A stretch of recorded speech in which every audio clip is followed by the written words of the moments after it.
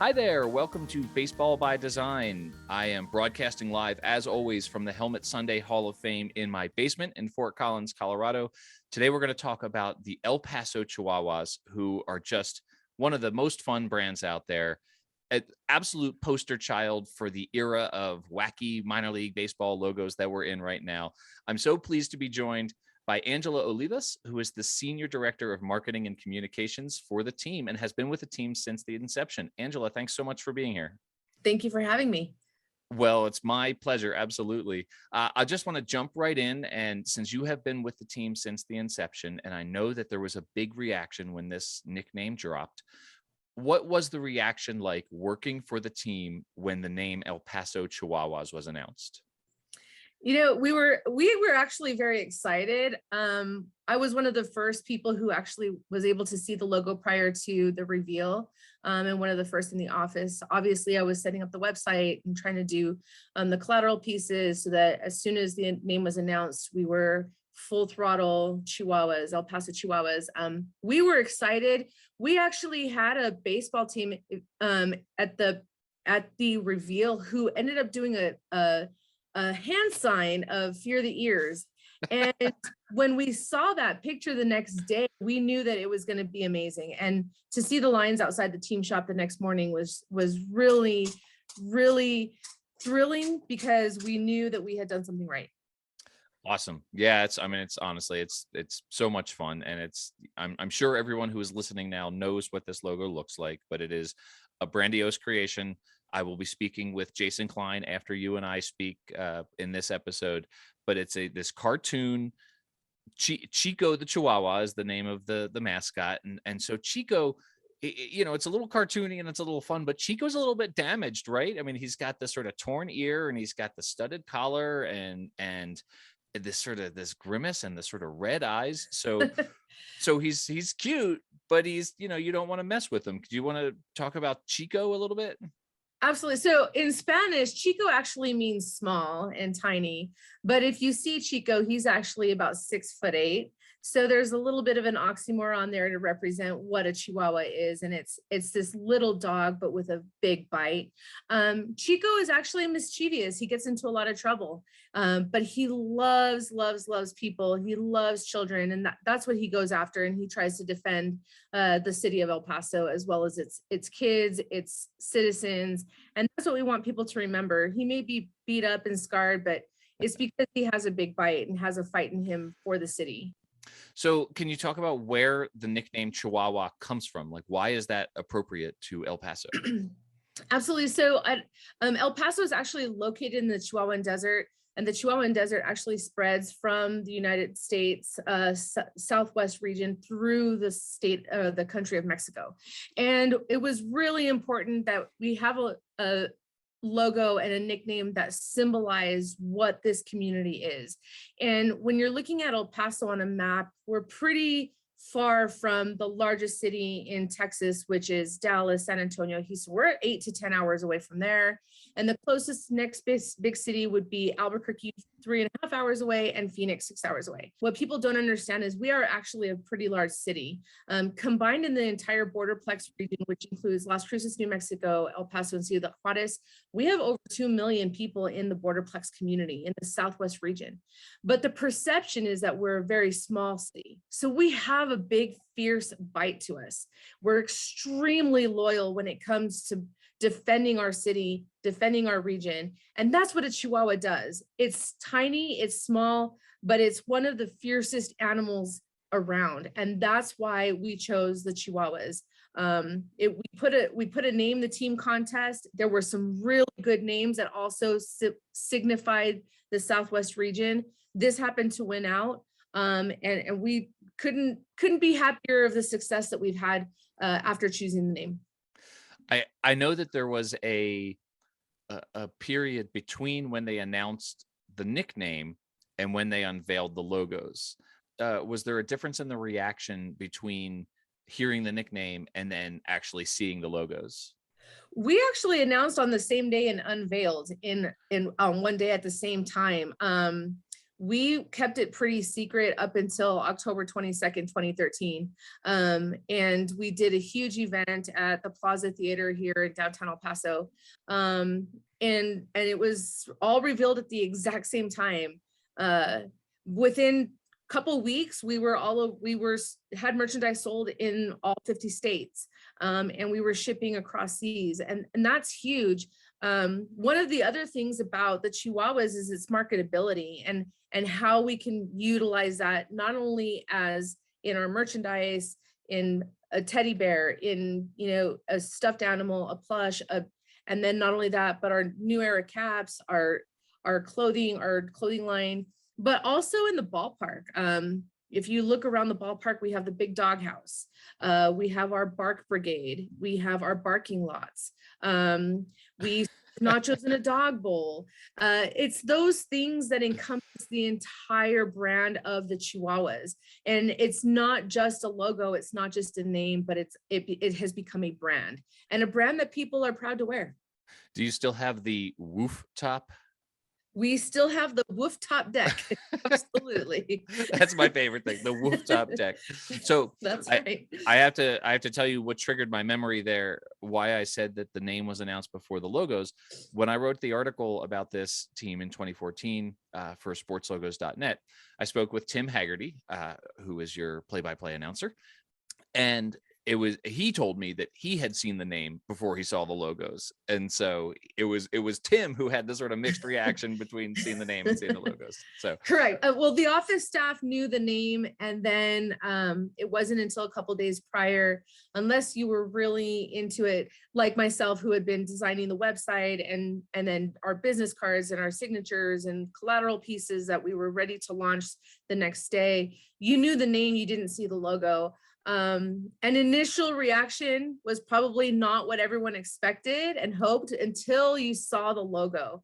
And the great thing about what Casey and Jason did at Brandiose is they created logos that could fit everybody. So if you didn't want to wear a dog head on your chest on a polo, we also had the Crossbones logo or the EP logo with our mountain star. And our mountain star it's a beacon of hope on the Franklin Mountains here at the southernmost tip of the Rockies.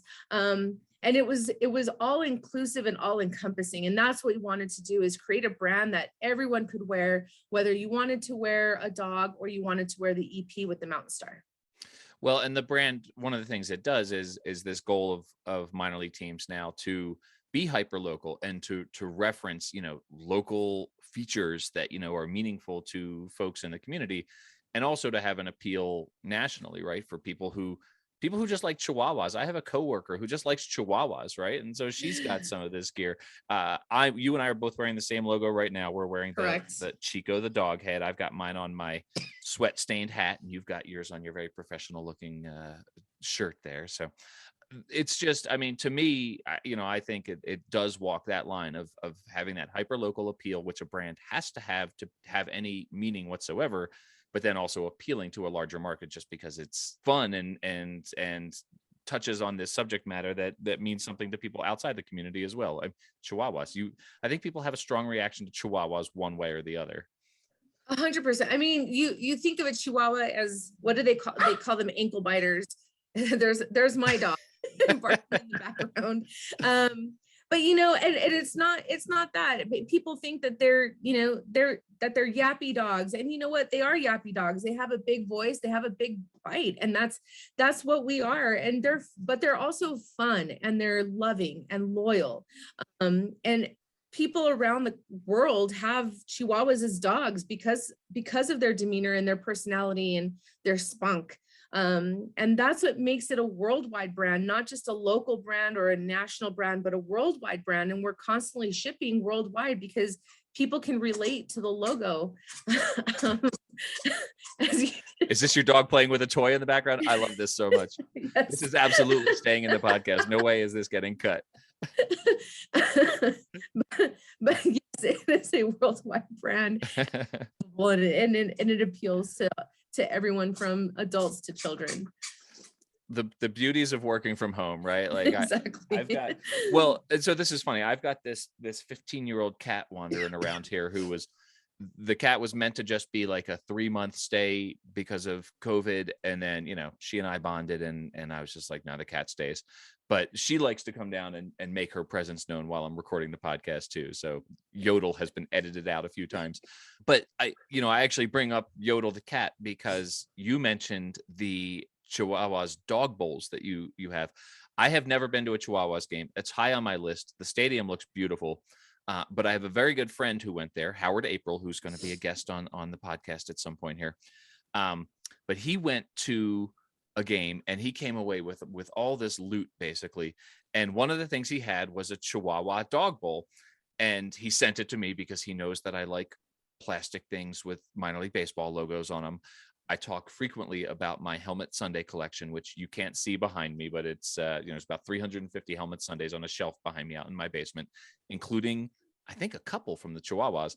But this little 10-pound cat drinks all of her water from this enormous Chihuahuas bowl that's as big as she is. So I get to experience the El Paso Chihuahuas on a plastic logo every single day when I refill Yodel's water bowl. So that is awesome. It makes me laugh, actually. Yeah. So the Chihuahuas logo and brand is obviously, it's so much fun on all of these things. And I have the cap, even though I haven't been to a game yet. The new stadium was I referenced the new stadium. The new stadium was part of the move to El Paso. They were the Tucson Padres, correct. And then before that, they were the Portland Beavers. Yes. Correct. Yeah. One of 50 teams that has been one of the Portland Beavers out there. There's been so many Portland Beavers. So they moved from Tucson, and that was always meant to be just a temporary situation. I actually have a Tucson Padres cap that was really hard to find because they didn't do a lot because, they knew it was temporary.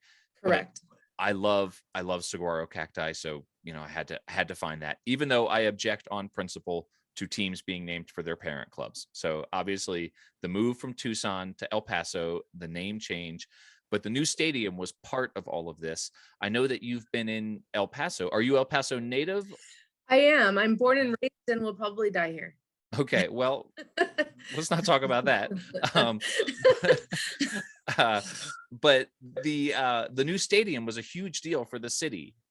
It was. So part of the deal with what was at one time the Pacific Coast League and minor league baseball to build a stadium in or near downtown El Paso.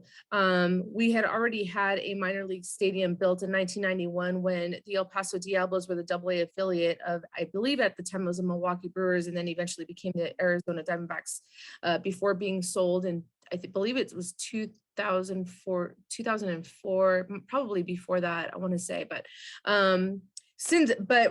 it was so outdated and so far away from where community could gather that we wanted to make sure it was in a place that could revitalize a location and bring people to a central location downtown. And so that was part of it. We actually modeled it after several other ballparks that were new and were built near or in downtown in their communities. And since then, the growth in downtown El Paso is incredible. It's unrecognizable from when we opened in 2014 to now heading into 2022, with the number of hotels built, a new high-rise building, and just the revitalization of what it did to downtown and the number of dollars it's brought into the community is just outstanding. And it's a testament to what our ownership group has always said, which was to improve the quality of life and bring economic growth to El Paso. And that's exactly what the ballpark did and what the Chihuahuas have done. And now with their El Paso Locomotive FC, part of the USL Championship League. So it's one of the most beautiful stadiums I've ever seen, and probably the best in minor league baseball. And it's very comparative to a Major League Baseball facility. And we've heard that from several former Major League players, as well as Major League players who have come in for rehabs. Well, my friend Howard was singing its praises for sure. He really enjoyed it. I'll ask you, when I come to a game, because I will get there, I will get to a Chihuahuas game. What are the food experiences that I should have, and maybe even break it down by inning, right? Like what should I have and when should I have it? One of the great things about being in the Southwest and being on the border of Mexico, and when I say we're on the border, from my office looking out, I'm looking at in Ciudad Juarez. So it's literally the border. You can see the border wall, you can see the bridge coming over. And that's the beauty of it. And because of that, we have culture in the ballpark, from our street tacos to nachos in a dog bowl. We know how to do it. Juarez dogs, which are bacon wrapped hot dogs. And then, the staples like frutas locas and which is, you have to see it to believe it. And it's the flavors that you're going to see. We do have your typical cheeseburger and your chicken tenders, but there's the stuff that's very inspired by our Mexican culture. And that's what you have to seek out. So you all, speaking of concessions there, you all have a Copa brand, Copa de la Diversión, the Fun Cup. And so these are, brands that the minor league baseball does typically in the Spanish language, trying to expand the fan base of minor league baseball. The program's been fantastic. The logos are great. How did you all settle on the margaritas as your Copa brand? Well, true story. Back in the early 1900s, the margarita was actually invented right across the border. And so it has become a staple drink in the El Paso area and Juarez. It was only fitting that we become the margaritas because everyone knows what it is. Everyone loves to drink it. It's got a bit of tequila in there, and who doesn't love some tequila? And it's a staple to the community. And we wanted to create a brand that was like the Chihuahuas, that was part of the community. And with the margarita being invented across the border, it was only fitting that we chose that as our name. Well, that's when I get to that team store, you guys are going to have some of my money, just because that margaritas brand is so much fun. And I really, that the tritone cap that you guys have is that whole brand is pretty much spot on and really speaks to the more adult side of minor league baseball fun. Absolutely. And it's all a testament to, Jason and Kesey at Brandiose, and Brad Taylor, our general manager, who's amazing at merchandising. It's cool to see what they come up with and being a part of that. And me being able to give my opinions at times, but really to see their vision come to fruition is amazing. And then to see how much people embrace the logos and the brands that we've created over the years, it's really neat to see. And it's a testament to the hard work that we put in to making sure that our brand is on top and number one. Well, and it's always on that list of the 25, top sellers in minor league baseball merchandise. I really want them to rank that, but I guess it's probably for the best that they don't. I'd love to see 1 to 25 where all the teams fall, but I know that the El Paso. So would we. I know that El Paso's on the list. What's your dog's name? Miss Bennett. Miss Bennett. Well, hi, Miss Bennett over there. The other brand that I wanted to ask you about, so we talk about the fact that this franchise was previously the Padres and the Beavers, but El Paso has a brand that, while everyone has very much embraced the Chihuahuas for sure, there is a beloved previous brand, the Diablos, which I know that you all have Diablos merchandise available as well. That's a really fun brand, and certainly excellent for you all to have access to as well. Our city, we love the past and we embrace the past, and it's something that we wanted to make sure that we did, and we wanted to bring it back. The beauty of minor league baseball is it's for everybody. I have memories of going to Diablos games with my dad. My dad happened to be the official scorekeeper for 30 years, and he would tag us along, and it was cool to see families engage in it. And it wasn't about, it was about getting the autographs, but it was more about the fun of what minor league baseball is, right? And so in El Paso, when you think about the Diablos, you remember those times at Dudley Field, which is now the zoo, or Cohen Stadium, which is now a water park. And you remember those times and you embrace it. So why not bring it back to those fans who have memories as a child going to baseball games with their parents or, grandparents. And that's why we brought that brand back, is because we wanted to bring that history back into the ballpark. When I give tours of the ballpark, we actually have one of the hospitality and premium areas in the Big Dog House is the Sun Kings Saloon. And the Sun Kings was the original name prior to the Diablos. Prior to Jim Paul purchasing the Diablos, was the Sun Kings. And when you go in there, there's photos of the history of baseball in El Paso. And I like to tell people, the beauty of Southwest University Park is it's not just a ballpark. It's an art museum with art galleries, and it's a history museum with the history of baseball. And when you can bring fans into a ballpark or a stadium and show them that, hey, there's more here than just watching baseball, I think that gives a feeling of, hey, I'm part of this. I'm part of this team. I'm part of this organization, because they hear me and they bring me back to my childhood and they bring back these memories. And that's what the Diablos brand does, is it brings back these memories of going to the ballpark at 2 different stadiums. And now you're in this brand new stadium, but you're still taken back to a time, and you're still embracing a brand that once was, but that we can bring back and enjoy it in present day. I think you really just absolutely hit the nail on the head about just what minor league baseball means to communities. And I think that was so well stated. So I really appreciate that. This Diablos brand is also just a total blast, right? Like, it's this chili pepper with these big muscly arms holding a baseball bat. And that's one of several brands that they had over the years, because there was all sorts of iterations of that team going back over the decades. So just totally fun brand. And I'm glad that you guys have it available in your store. And that's another thing that I'll have to get when I get to a Chihuahuas game. And hey, you're in my time zone, right? I mean, it's about a 10-hour drive from here from Fort Collins, but you're in the time zone, so it feels doable. I wanted to ask you about one other thing that is not related to the brand, but is more related to your career in professional baseball, because I was on your bio before we talked here, and I know that you have spoken at the winter meetings and at minor league baseball summits about women in sports. I have had on this podcast, I had Emma Tiedemann from the Portland Sea Dogs. I had Emily Jansen from the Reno Aces. And so I feel like, it's just so much fun to talk to. Right. And so I feel like minor league baseball, and I think your perspective is more valuable than my perspective on this, but I feel like minor league baseball is starting to do well in that arena. I'm hoping that you agree, but I'm curious to get your take on that. Oh, absolutely. I think that's why I'm here.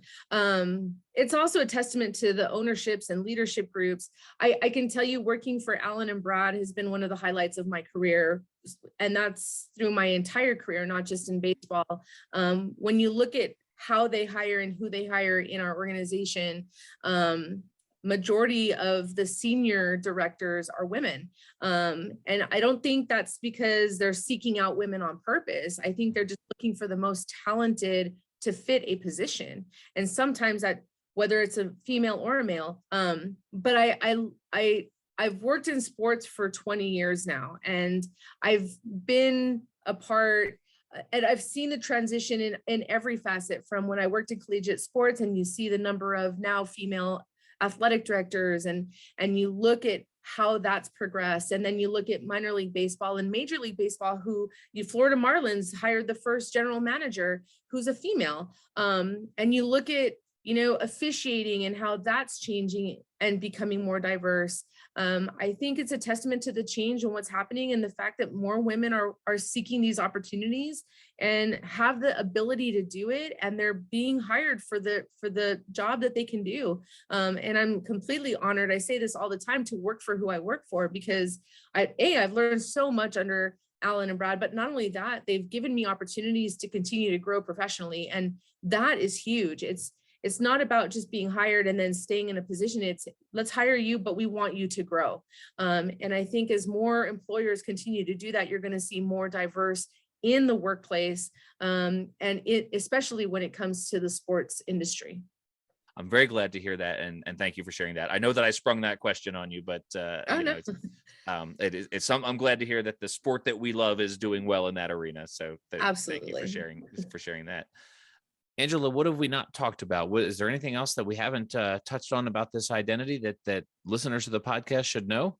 I think you covered more than I anticipated. Oh, well, I Which hope is that's great. I love that. I love that because it's hard work. That we've worked so hard to maintain a brand standard, and we always, while people always say, don't reinvent the wheel, we are always looking for ways to reinvent the wheel. And when it comes to creating a new brand, and when it comes to coming up with the next new logo or the next alternate logo, and you look at the howling dog that we unveiled in 2019, and with his sombrero, which is typical of El Paso, and that he's howling at the moon in the desert sky, and being able to be creative and to reinvent the wheel is absolutely fun and amazing. And I couldn't have asked for a better job. And I'm super excited to be a part of this organization, and to continue to look for more ways that we can, change our brand, but keep it the same at the same time. Well, that's a perfect note to end on. So, Angela, thank you so much for everything that you're doing for minor league baseball and minor league baseball fans. And thank you to the Chihuahuas for having such a fun brand. And thank you for agreeing to come on Baseball by Design. I appreciate it. Thank you for having me.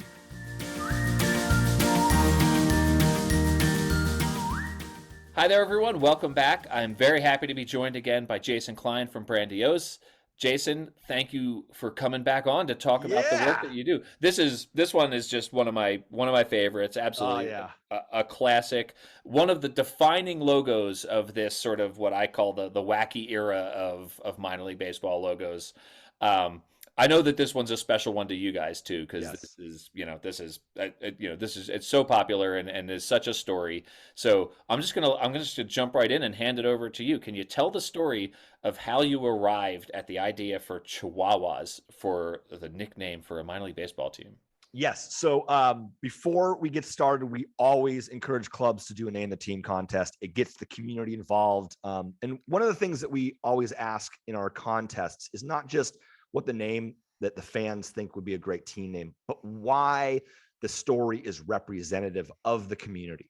Mm-hmm. Because sometimes we have found that we'll see a team name and maybe the team name is like, it's okay, but the story is amazing, right? It's really captivating. So, as we're thinking about the brand, we're not just thinking about the logo, we're thinking about the entire experience that we're creating. So the story is really helpful and inspiring, not just us, but the ownership and the staff to being like, is this a story that we can create an experience around? And so we started with an in a team contest. The next thing we do is we get on a plane, pack our bags, went to El Paso, ate at great local place in to get great Mexican food in El Paso. But we went to met with fans and season ticket holders. So and we met with fans at LNJ. We met with fans and focus groups. And one of the things that they kept on talking about was El Paso is a community that gets no respect from the rest of Texas. Dallas wants to annex, El Paso. And as a result, it's a community that's feisty. It's fiercely loyal. It's an underdog community. It really likes to celebrate and party. Right. And so those were common themes that kept coming up about El Paso. And they're building a brand new ballpark. They had the El Paso Diablos, but baseball had left, and now it was finally returning. And there was a lot of excitement because the ballpark was going to be like a major league ballpark. And we were going through team names, and and we were trying to come up with a short list because one of the things that's really important to us is ultimately ownership does decide on the team name, but we want to put a short list of ideas that we're considering, things, names that we're thinking about. We want to get the community to provide input. It's very important. And so we were trying to figure out, okay, what are these 5 names? And we were walking back, from the meetings, and we're in the parking lot. And Casey looks at me and is like, "What desert are we in?" I was like, "I don't know. Let's look it up." And we're like, "We're in the Chihuahuan desert." And we were like, "Ooh." And the Chihuahuas was there was 3 people that submitted the Chihuahuas name. And we thought, oh man, let's add this to the list.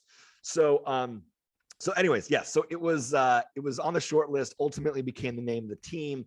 And one of the things that, the conversation, I remember I was nervous. We were in with ownership and we're like, oh, what do we think? We're like, Chihuahuas is really good, right? We're Yeah. in the Chihuahuan Desert. Yeah. One of the mandatories too is the name had to be bilingual. And one of the names, gosh, early in the process, because this idea of resiliency was so important to the community, the idea of never giving up no matter what is thrown at us. And we were Googling like, okay, what are things or, objects or animals or creatures that, are sort of like indestructible. And one of them was the cockroach. Like in a nuclear holocaust, like the cockroach will like actually survive. And we were like, ooh, La Cucaracha. They're kind of like, people would know in English, they would know in Spanish, La Cucaracha. I think there might have been a drug issue, a reference that was not appropriate. And so ultimately it was like, all right, we can't do that. But we knew that like, okay, this Chihuahua is like an underdog and it's feisty or fiercely loyal and all these words. And so it really came about that, okay, we're going to go down this path. And up in this point, the sentiment is kind of the same like it was. We worked on the Iron Pigs. When we worked on the Iron Pigs, everybody's going to think about Porky Pig when we announce the name. Right. And here it was like, at the time, everybody was convinced that people were going to think either Yokiro Taco Bell, the mascot from the Taco Bell commercial, or Paris Hilton's Purse Dog, which at the time was like a reference point. For sure. And I said, 0 people in a year from now will make that connection. This won't happen. It's not going to happen. They're not going to be like, oh yeah, you like Paris Hilton's purse. It's not going to happen. Right. And so much of coming up with a team name and a brand is not the design part. The design part is actually really the easy part. It's the fun part. I mean, it's all fun. But one of the biggest parts of coming up with a minor league baseball brand is this fear of embarrassment. Because as an owner or somebody who's building a brand, you have 2 things running through your head. Number 1, don't embarrass us. Right. And number 2 is bring legitimacy to our community. And the idea is, if I come up with a name like the Chihuahuas, well, geez, that is absolutely going to embarrass us. And number 2, it's going to not legitimize our community. Right. And one of the things that's important to us, no matter what project we're working on, is that we are being authentic, because the community can tell when something is not authentic. Right. There's a difference between, I don't like this idea, I think it's goofy, I think it's wacky, and it's inauthentic. Right. We all can live with sort of the subjectivity of the design or the artwork, but it's the authentic stuff that if it's not authentic, nobody will embrace it in the community. Right. So we thought, okay, all right, we really got to embrace it where it's authentic, from a Chihuahua standpoint. And everybody thought we were going down this path of Chihuahuas being Paris Hilton's Purse Dog and Taco Bell. Right. And so we decided, no, we're going to go the opposite direction. We are going to create like at the time, the Oakland Raiders, the Las Vegas Raiders of minor league baseball. Right?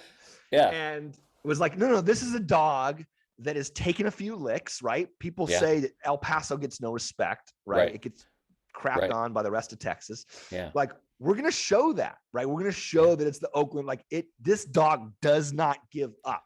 Well, and you're getting into something that I was going to ask you about specifically here, which is what the detail that I love on this logo the most. And I mentioned it when I spoke with Angela before you and I spoke here, but the tears, I mean, it's not just the expression on his face. He's got a grimace and he's got like the sort of bloodshot eyes almost, but the little tears in his right ear, right? This was a huge contention point. Oh, I love this. Awesome. This was a huge contention point in the process, because if you're an owner and you just bought a very expensive minor league baseball franchise, you are thinking, I want the best hood ornament to be the representative of this thing that we're moving into the city, right? You want it to be a polished, beautiful hood ornament.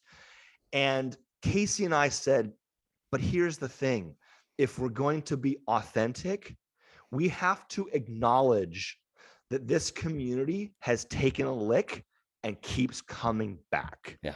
So we felt like strongly, we want to put a scar through it. We want to show battle damage, basically, because we want to show battle damage, because the idea is, the red in the eyes. The idea is that this dog has been through it, and you cannot stop this dog. Like, you cannot. It is relentless. Yeah. Right. It is relentless. Yeah. And this is the story not of El Paso. It's the story of these minor league players working their way up to the big leagues. It is the story of America, which is ordinary people like us rising up and accomplishing great things. Yeah. But it's a story about tenacity and overcoming adversity against all odds. And so what I love about the Chihuahua's dog is we wanted to create something where it looked like this dog will not give up. The collar is too big. It's got spikes on it.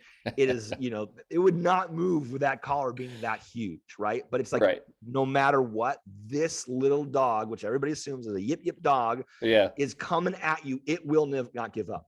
And early versions of it, there was a version like the Raiders that had an eye patch on it. There was a version of, with and without earmarks. How many, we literally talked for a week about how many scars do we want to show? Do we want to have one scar? Do we want to have no scars? Ultimately, we came down to say, all right, let's do one scar. What is the least amount of detail that is required to get the story across? So that's one of the things we're always thinking in design too, is we only have 80 millimeters of real estate on a baseball hat. Right. And you have to tell a story in 80 millimeters. And you have to figure out how do you make it a quick read? So real quick, people know exactly what this is. Right. And hide things that don't need to be hidden or that don't need to be seen, move arms around in a way that they, they're not important. They don't communicate. We need, that this is the sort of the art of it. And we're thinking to it. So from a design standpoint, we thought, okay, do we show the whole body? Do we show just the head? And what we realized was, to realize it was a Chihuahua, you didn't need to see the back. You just needed to see the head. So there was, and again, this was an A and B thing. Are we going to go full body? Or are we going to go, just the head? And we decided we can get more in that 80 millimeters by just focusing on the head to be able to tell a story. And we did one scar, bite taken out of the ear, and then the collar too. Collar's there with it too. Collar's there. I'll have to remember to post this on Instagram and Twitter when this episode goes up.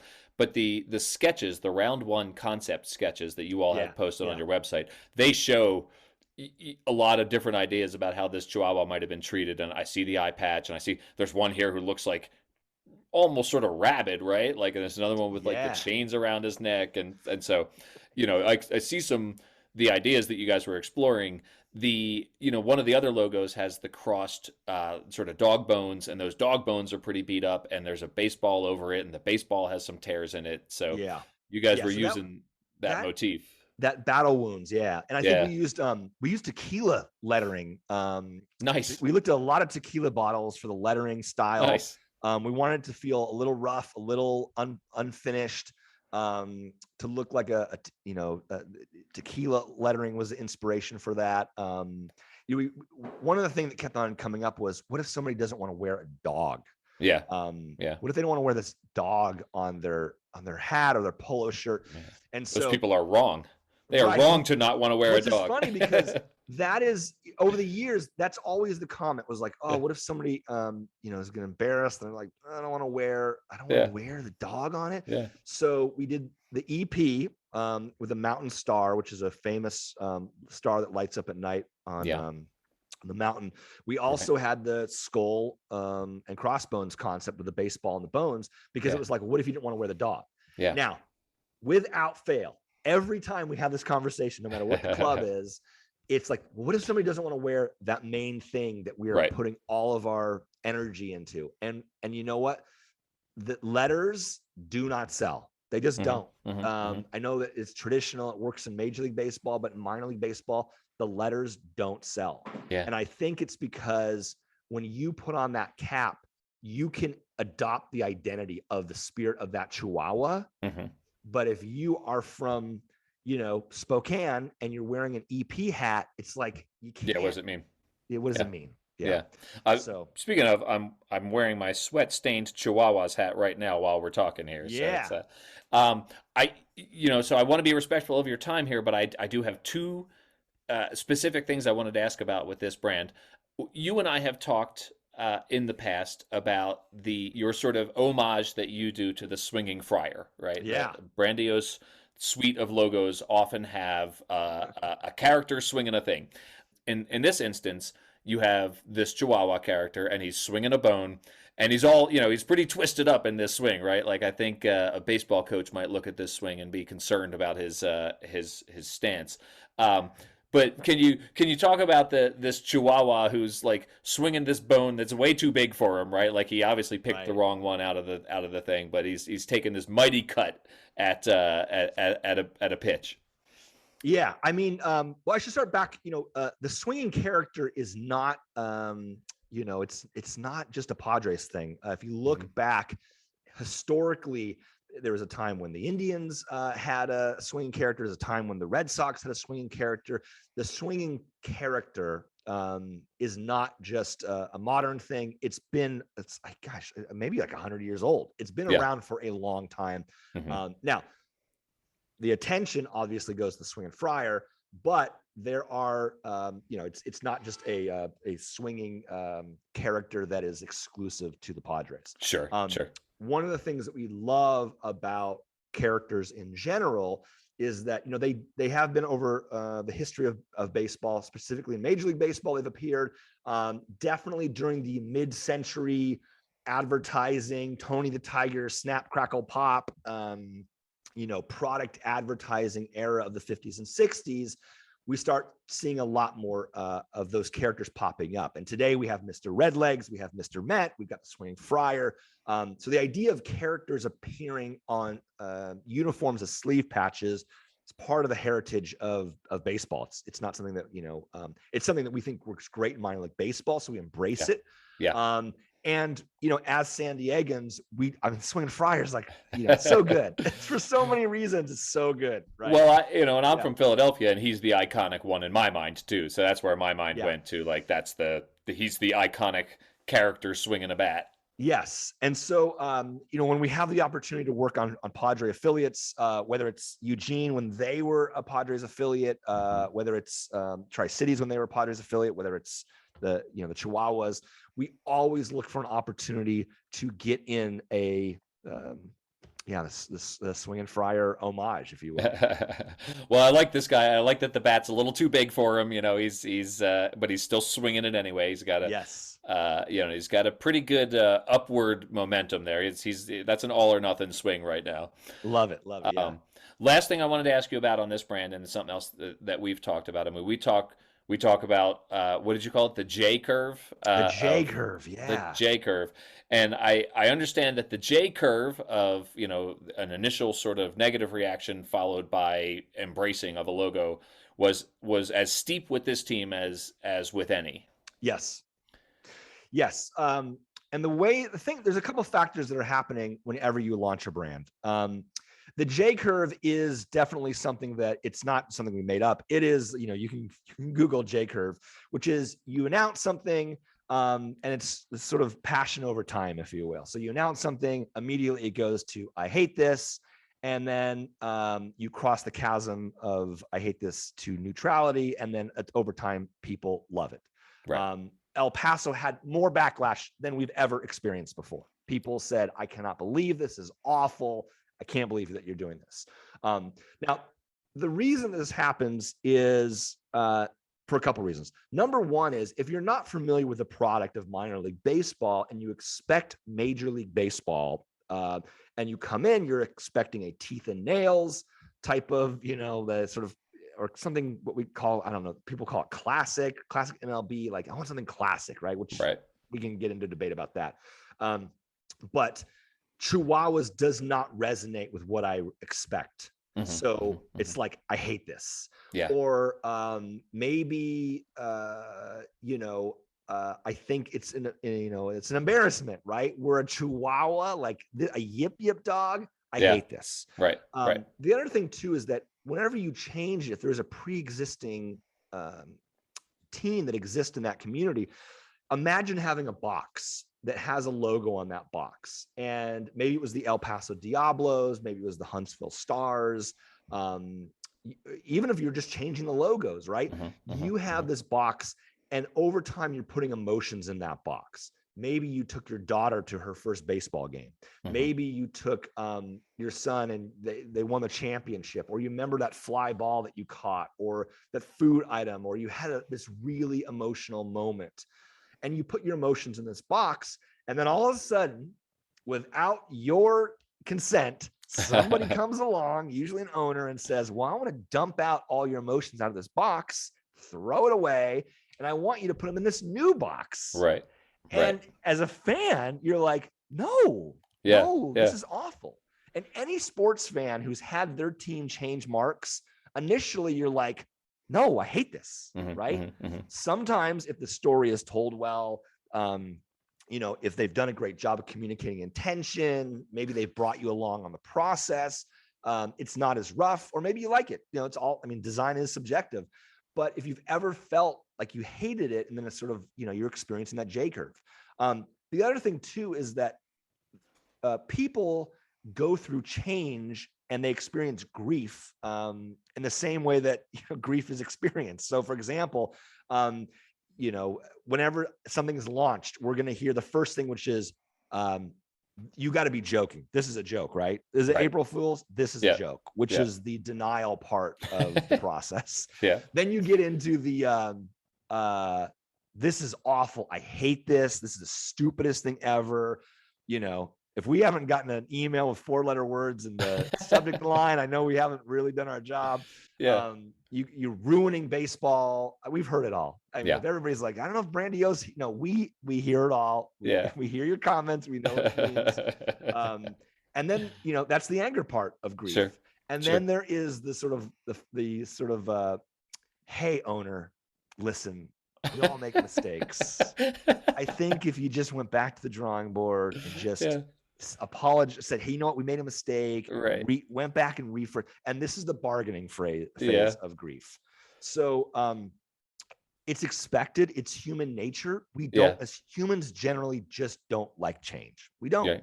We can say there are things that we do like, or sometimes we think that's change for the better, which is happens all the time. But generally we don't like change. And if we're comfortable and have an emotional attachment to our teams and their marks, we don't like change. And El Paso wound up selling more merchandise in a single year of their launch than any minor league baseball team in history. So when people say this stuff, I go, the data just doesn't support it. I wish it did. The data doesn't support it. And we talked earlier about this idea of an owner focusing on whether you are, I don't want to be embarrassed and I want you to legitimize my team. And Casey was at a Chamber of Commerce event with El Pasoans, and a woman came up in tears and said, thank you. Thank you so much for bringing dignity and bringing something for our community to be proud of, because my son went to college at the University of Texas and he wore his Chihuahua hat with pride.